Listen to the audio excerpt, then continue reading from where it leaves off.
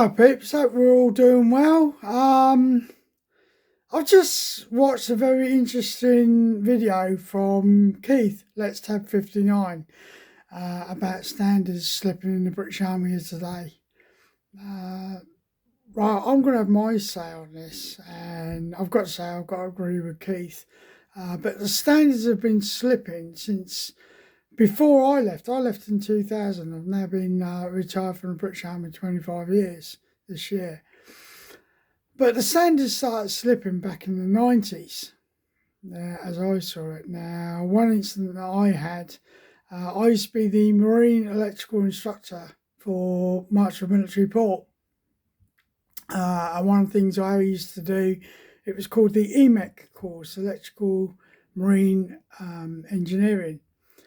And part of our course was 2 weeks was held at Borden, the Remies training school as it was then, which has now moved to Lynham. We then had 2 weeks at the Navy School, HMS Salton, where I used to teach there, and then 2 weeks at Marchfield itself. Now, part of the course, as I say, was at Borden, and what we had to do there was the theoretical side. Now, I wasn't allowed to teach that. That had to be taught by a civilian instructor in Borden. So one year, I think this was 1998, I got told that the instructors, they were short of instructors at Borden. And the fact was that I would have to cancel the EMEC course. I only used to run 3 a year. So what I did was I actually volunteered to instruct on an equipment course in Borden so that they could release a civilian instructor to do the theoretical part of the EMEC course. So I went to Borden, met up with the chief instructor there before I was going to actually do the equipment course. And while I was there, I used to wear a blue jumper because we were maritime. I wore a blue jumper because I was part of 17 Port Maritime. Yeah. I was in the electrical section in Borden, and I went to go and walk through a door. Now I'm a staff sergeant, yeah, and there was 2 young recruits, craftsmen, I believe what you guys would call privates, yeah. And I went to walk through the door, and these 2 young recruits were just stood in front of me. So I said to them, "Excuse me, out of the way." And all I got was a "what?" So I looked at them and I said, "Right, first of all, when you say what, you put staff at the end of it." Yeah. And they were totally oblivious. Yeah. And the next thing, because I had a blue jumper on, one of them came right up to me, grabbed hold of my woolly pulley and went, "Why are you wearing a blue jumper?" And I just looked at him and said, "Right, first of all, I'm wearing a blue jumper because I'm entitled to." I said, "But second thing is, I understand in today's politically correct army, if I'm going to touch you, I'm supposed to warn you because you can take that as a sign that I'm attacking you." I said, "So the next time you put your hands on me, sunshine, yeah, you'll find out what's going to happen." "Well, I need to know." I said, "You'll need to know when I tell you." Yeah, and I walked away. So I met up with the chief instructor and I was saying to him about the equipment course. And as it turned out, 2 weeks later, I'm teaching in Borden, yeah, so that my EMEC course could go ahead.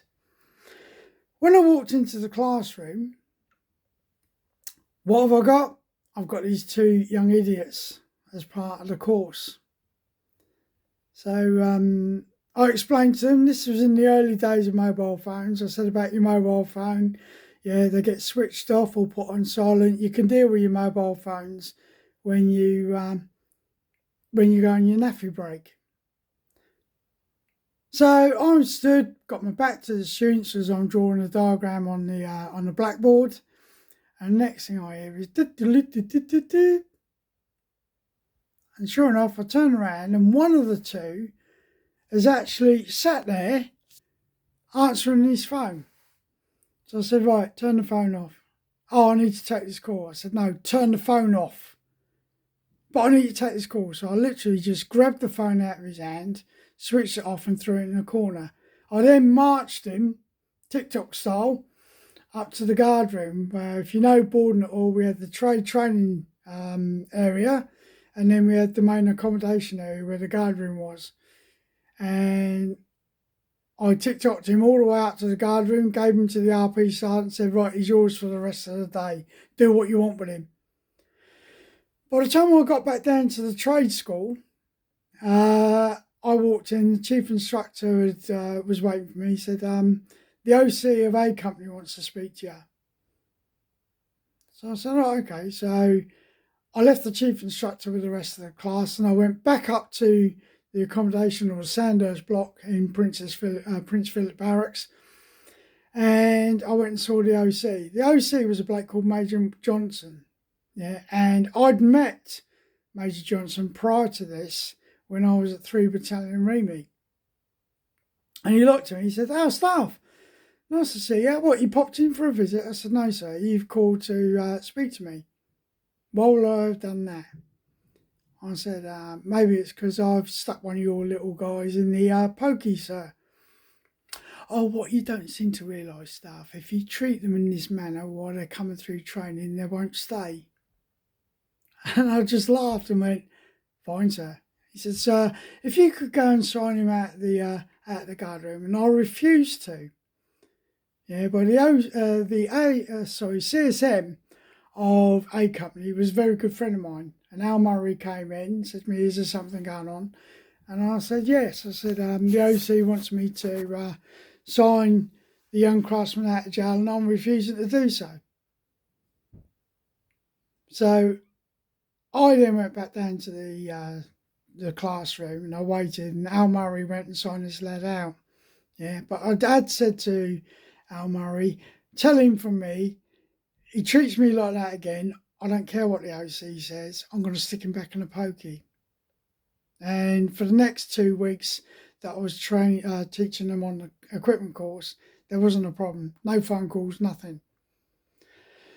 Whilst I was at 17 Port Maritime, and this was literally a few months before I was due to retire from the army, I had a young craftsman that refused to get out of bed. The sergeant major, who was at 17 Port, had tried getting him out of bed, and he was adamant he wasn't going to soldier. The RSM of 17 Port Maritime had been over and basically told the RSM where to get off. So I heard about this, and I said that I would go and deal with it. I literally walked into his room, told him to get out of bed, and he said to me, "What are you going to do about it?" So I turned his bed upside down with him in it. And I said, "Right, you've got 20 minutes to be back down in the workshops." I said, "If you're not there in 20 minutes, yeah, I'll be coming back up." And sure enough, within 15, he was back in the workshops. Yeah, he'd learnt his lesson. But you saw it going on from the 90s onwards, where, we had to be politically correct. Now, Keith's going on about bearings and standards. Well, I've literally today come back from the Veterans Hub in Loughborough. Now, these are all guys that served through the sort of 60s, 70s. We've even got a guy that served during the 50s. Yeah. If you ever come to the Veterans Hub in Loughborough, we're all in civvy dress, but you'll see the standard of turnout. And that standard of bearing has stayed with us from the days that we joined the army. Now, Keith goes on about the fact of bullshit.